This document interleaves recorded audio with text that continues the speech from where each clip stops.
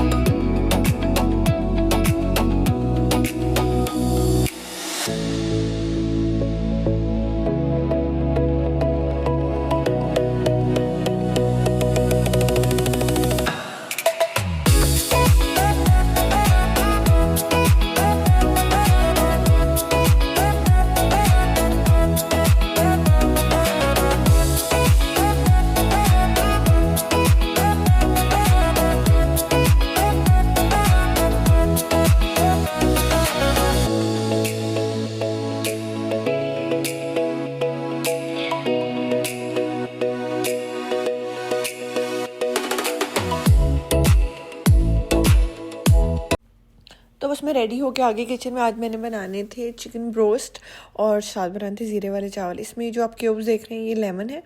अगर आपके पास क्यूब्स में नहीं फ्रीज़ हुए हुए तो आपने तकरीबन 10 लेमन्स का जूस जो है वो इसमें ऐड कर देना है। मेरे पास क्योंकि फ्रीज़ थे, मेरा काम आसान हो गया, मैंने इसमें ये डाल दिए।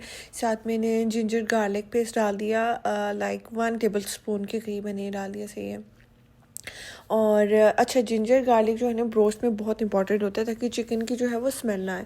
और आज मैंने न्यू चीज़ ट्राई करनी थी कि मैंने चिकन जो है वो बनाना था एयर फ्रायर में।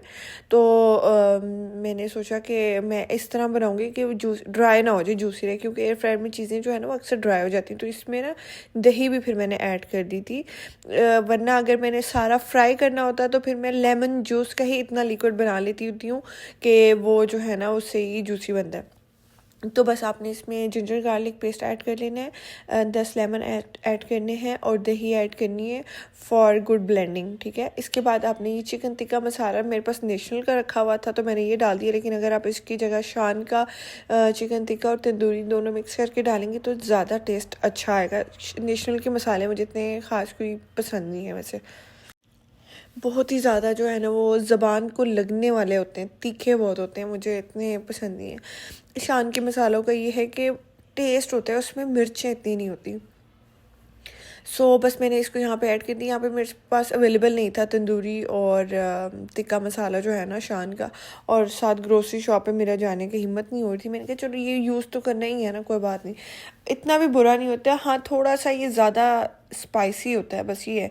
मेरा डेवलप हुआ हुआ टेस्ट बेसिकली शान के मसालों में, तो मुझे वो बहुत बहुत अच्छे लगते हैं। और सेम चीज़ मेरी ये फ्रोज़न आइटम्स जो मैं लेके आती हूँ ग्रोसरी में, ये मुझे मेन्यू के अलावा किसी के भी अच्छे नहीं लगते, ना सबरोसो ना KNN, कोई भी जितने और आ गए ओपा वगैरह, किसी के नहीं अच्छे लगते।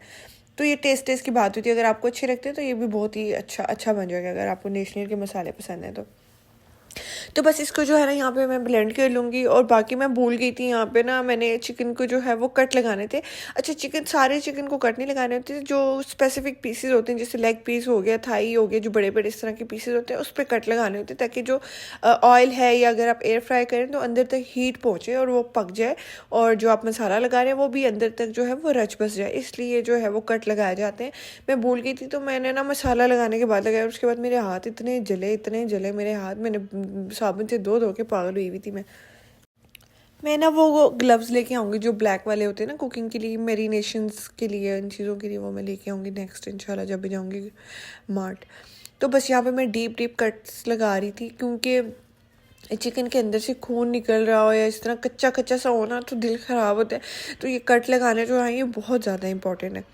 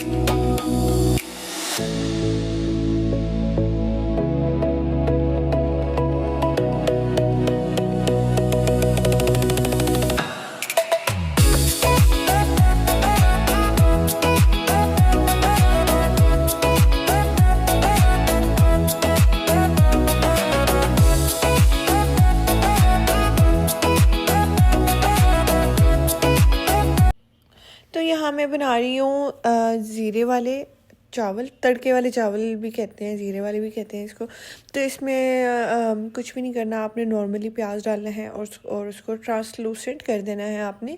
इन प्याज़ों को आपने ब्राउन नहीं करना, ठीक है। जब ये ट्रांसलूसेंट हो जाएंगे उसके बाद जो है आपने इसमें बस ब्लैक पेपर डालना है और नमक डालना है, दैट्स इट। क्योंकि हम चिकन इतना फ्लेवरफुल और मज़े का बना रहे हैं कि हमें राइस में ज़्यादा फ्लेवर्स डालने की जो है वो ज़रूरत नहीं है। सो बस यहाँ पे ट्रांसलूसेंट हो गए थे तो मैंने इसमें डाल दिया था ब्लैक पेपर और नमक डाल दिया था। बस इसको फिर मैं बॉयल आने का वेट करूँगी और फिर इसमें मैं चावल डाल दूँगी। और बस परसों जो है वो पहला रोज़ा है और अल्लाह पाक हम सब की जो दुआएं हैं वो रमज़ान में कबूल करें, हमारी रोज़े कबूल करें और हमें बहुत ज़्यादा इबादत करने की तौफीक अता करें। और रमज़ान से पहले जो है ना, जिसके दिल में भी कोई गिला शिकवा है या आपको किसी ने हर्ट किया हुआ है या आप किसी चीज़ से, किसी इंसान से, किसी से आप हर्ट हुए हुए हैं या कुछ भी आपस में कोई लड़ाई है जो भी है, तो अपनी अपनी तरफ से दिल से जो है ना सबको माफ़ कर दें और अपना रोज़ा रखें। और जो है सबको माफ़ जब आप करते हैं ना, मतलब किसी ने बहुत बुरा किया हो या नॉर्मली भी कोई इस तरह की चीज़ हो, जब आप किसी को माफ़ कर देते हैं ना, ट्रस्ट में आपका दिल इतने सुकून में आ जाता है, इतना सुकून मिलता है आपको ना, एक रिलीफ सा मिल जाता है। ठीक है, क्योंकि ऑब्वियसली आप के दिल में जब किसी तरह का ग्रज होता है या किसी भी तरह की कोई नफ़रत होती है तो वो आपको ना आपकी बहुत सारी एनर्जी जो है वो ले लेती है, इंसान एक पूरी तरह से ड्रेन हो जाता है। सही है, तो आप जब किसी को माफ़ करते हैं, हमें लग रहा होता है कि हम माफ़ नहीं करेंगे, अल्लाह पाक इसको सज़ा देगा या कफ़ात अमल होगा, हम ये सारी चीज़ें सोच रहे होते हैं, लेकिन हम ये नहीं सोचते कि ये सारी चीज़ें हमारी अपनी एनर्जी जो है वो ड्रेन कर रही हैं। ट्रस्ट में जब आप किसी को माफ़ करते हैं, मैं कहती हूँ बड़े से बड़ा किसी ने गुनाह कर दिया हो, बड़े से बड़ा आपके साथ बुरा कर दिया हो, ठीक है, आप जब किसी को माफ़ करेंगे ना, अल्लाह पाक सारा कुछ देख रहे हैं, वो आपको उस चीज़ का रिवॉर्ड इतने अच्छे तरीके से देते हैं ना, वो आपकी ज़िंदगी को ऐसे चेंज कर देंगे क्योंकि आपने माफ़ कर दिया ना, आपने अल्लाह के बंदे को माफ़ कर दिया, ठीक है, जिससे अल्लाह को बहुत प्यार है, तो अल्लाह पाक फिर आपके साथ आपकी ज़िंदगी इस तरह की कर देते हैं कि आपको वो चीज़ याद भी नहीं आती। तो ये तो मेरा अपना पर्सनल एक्सपीरियंस है। तो मेरी तो ये नसीहत है आप सबको कि रमज़ान स्टार्ट होने से पहले दिल से सबको एक दफ़ा माफ़ करके अपने रोज़े रखें, अपनी इबादत करें। आप देखिएगा कि अल्लाह पाक आपके दिल को कितना सुकून देते हैं। और बाकी ये कि सबकी इबादत जो है वो कबूल हो। और मैं इंशाल्लाह देखूँगी इस दफ़ा पे, लास्ट टाइम तो मैं जो है ना 4 तरावियाँ बस पढ़ लेती थी, इस दफ़ा कोशिश करूँगी कि मैं ज़्यादा पढूँ। वो लास्ट टाइम का ये था कि मैं सारी प्रिपरेशन, हालांकि मेरे पास 2 मुलाजिम थे तब भी, लेकिन प्रिपरेशन जो है ना बिल्कुल एंड टाइम पे करती थी, तो मैं बहुत थक जाती थी सारी चीज़ें करके ना, क्योंकि ऑब्वियसली मैं भी साथ लगती हूँ, मैं अपने शौक़ की वजह से कि मैं भी साथ, मतलब मुझे ना मेरा दिन अच्छा गुजर जाए। तो उससे ये होता था कि अफ्तारी से पहले प्रिपरेशंस करने के बाद फिर अफ्तारी, क्योंकि हमने पूरे दिन का कुछ खाया पिया नहीं होता, तो ये होता है ना कि जब आप अफ्तारी कर लेते हैं एकदम से आप बहुत लेज़ी हो जाते हैं। तो मुझसे बहुत मुश्किल से इशा की नमाज़ पढ़ी जाती थी और बहुत ही मुश्किल से मुझे जो है ना मतलब मैं तरावियाँ पढ़ती थी, तो 4 पढ़ती थी। इस दफ़ा ना मुझे पता है कि मैंने रमज़ान की प्रिपरेशंस की हुई हैं, तो ज़्यादा से ज़्यादा मुझे आधा घंटा 1 घंटा किचन में लगेगा। उसके बाद मैं अपनी सुकून से जो है ना, और हाँ बस मैं नॉर्मल जो स्नैक्स हैं वो खा लिया करूँगी लाइट से, और फ्रूट चाट खा लिया करूँगी जो आपको असल में एनर्जी देते हैं, ठीक है, आपके बॉडी को बूस्ट करते हैं। जब मैं इशा की नमाज और तरावी पढ़ लूँगी उसके बाद फिर मैं से ही हैवी वाला जो वो मील है ना वो मैं खाऊंगी, ताकि मैं लेज़ी ना हो जाऊं और ज़्यादा से ज़्यादा जो है वो मैं तरावियाँ पढ़ सकूं। तो बस ये तो मैंने अपनी प्लानिंग की हुई है, बाकी अल्लाह पाक की मर्ज़ी नसीब के किस तरह कैसे चलता है सारा कुछ। तो बस यहाँ पे जो है ना एक कनी रह गई थी मेरे चावलों की, तो बस यहाँ पे फिर मैंने विनेश को बोला कि बस अब इसको दम लगा दो। और दम लगाने से पहले मैं इसमें डालूँगी थोड़ा सा फूड कलर, वो इसलिए कि ना ज़रा बहुत प्यारे से लगते हैं, थोड़ा सा मंदी मंदी वाला जो है ना वो इफ़ेक्ट आ जाता है, तो इसलिए थोड़ा सा मैंने जो है ना इसमें फूड कलर डाल दिया, तो बड़े प्यारे से चावल लगते हैं। क्योंकि इसके ऊपर मैंने चिकन रखना था, तो वो डिश आउट किया हुआ ना बहुत ही खूबसूरत लगता है। तो यहाँ पे मैं थोड़ी थोड़ी देर के बाद जो है वो चेक कर रही थी कि चिकन मेरा हुआ या नहीं, क्योंकि एयर फ्रायर का ये होता है ना, ओवन में तो हाँ ओवन में भी फ्लिप करना पड़ता है, लेकिन एयर फ्रायर में थोड़ी थोड़ी देर के बाद आपको चिकन हो गया, नगेट्स हो गया, कुछ भी है ना, तो वो आपको फ्लिप करना पड़ता है। तो बस मैं इसको साथ साथ देख रही थी कि गोल्डन सा हो रहा है, क्रिस्पी हो रहा है, तो फिर मैं इसको फ्लिप कर दूँगी साथ साथ ही। अच्छा, इस पे मैंने कोई ऑयल नहीं लगाया, कुछ नहीं लगाया, ये जो भी निकला हुआ है ये चिकन का अपना ऑयल या पानी जो है वो निकला हुआ होता है। हमें कोई एक्स्ट्रा ऑयल डालने की ज़रूरत नहीं, इसलिए एयर फ्रायर जो है वो इतना हेल्दी होता है ना कि जब से मैंने ये एयर फ्रायर लिया है मैं फ़्रोज़न आइटम्स भी खाती हूँ, मैं सारा कुछ खा रही हूँ, लेकिन मुझे कोई ना तो स्किन प्रॉब्लम वो हो रही है, ना ही मुझे पिंपल्स का इशू हो रहा है, क्योंकि ऑब्वियसली मेरे अंदर जो एक्सेसिव ऑयल होता है वो नहीं जा रहा।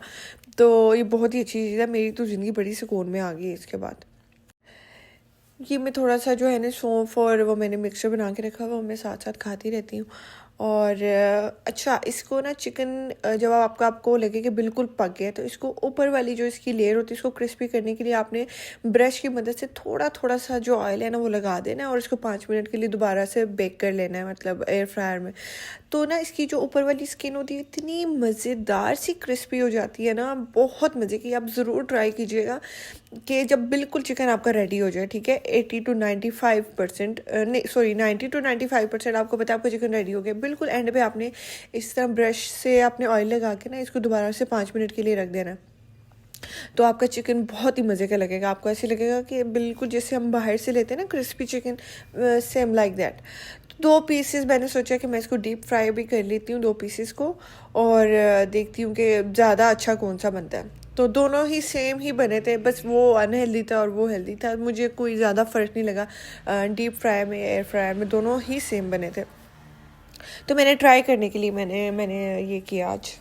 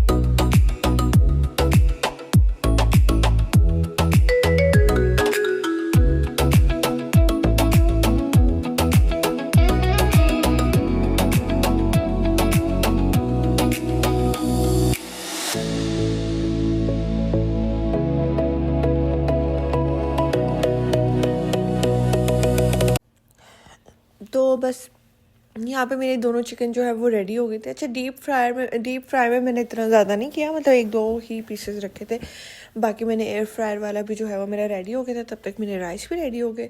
तो बस मैंने मज़े से इसके ऊपर जो है ना प्यारा सा इसको सजा दिया। और आज के राइस बहुत ही ज़्यादा मज़े के बने थे, इसमें मैंने जो ग्रीन चिलीज़ डाली थी उसकी खुशबू बहुत प्यारी आ रही थी और बहुत ही मज़े के लग रहे थे। आप ज़रूर ये तड़के वाले चावल और ये जो ब्रोस्ट है ना वो ट्राई कीजिएगा, आपको बहुत मज़ा आएगा। वेरी इजी एंड क्विक सी रेसिपी है, लेकिन इतनी डिलीशियस और मज़े की लगती है ना कि आप बार बार बनाएंगे। तो मैं उम्मीद करती हूँ आपको मेरा आज का व्लॉग अच्छा लगा होगा। मैं मिलती हूँ आपको कल एक ब्रांड न्यू व्लॉग के साथ। तो तब तक के लिए गुड बाय, बाय बाय।